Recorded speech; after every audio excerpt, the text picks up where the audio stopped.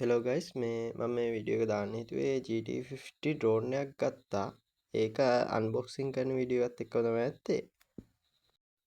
ගොඩක් අය දාලා තිබ්බා මේකේ කැම් එක ක්වොලිටි සුපිරි කිලෝමීටර් 2ක් යවන්න පුළුවන් වගේ. ඒ වුණාට මම එකක් ගෙන්නලා යවුවා තමයි ආවෙත් නෑ ඩ්‍රෝන් එක. එතනින්ම ඉවරයි. මේ ඩ්‍රෝන් එකේ GPS එක වැඩ කරන්නේ නැහැ. එතකොට ටිකක් උඩ ගියාම return to home option එක වැඩ කරන්නේ නැහැ. පහළ ළඟ වගේ යද්දි සාමාන්‍ය return to home option එක නම් වැඩ කරනවා. ඒ කියන්නේ ඒක අවශ්‍ය වෙන්නේ උඩ ගියාම අපි ඩ්‍රෝන් එක හොයාගන්න නැති වුනහම අපේ ළඟට එන්න වැඩ කරගන්නනේ. ඒක වැඩ කරන්නේ නැහැ මේකේ.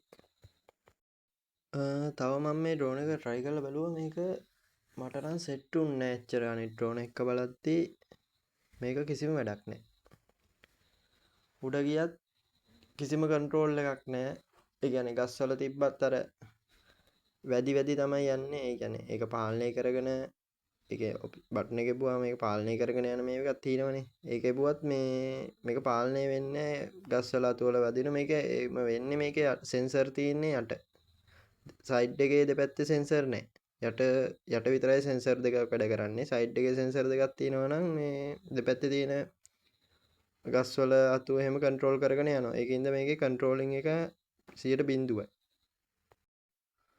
මේ ඩ්‍රෝන් එක ගන්න හිතුවේ මාත් ගොඩක් වීඩියෝස් බලලා ඒ වීඩියෝස් වල තිබ්බා හොඳයි කියලා කට්ටිය දාලා තිබ්බා. ඒත් මේ මට තේරෙන්නේ වීඩියෝ ප්‍රමෝට් කරගන්න ඩ්‍රෝන් එක ප්‍රමෝට් කරගන්න එහෙම දාලායි කියලා තමයි.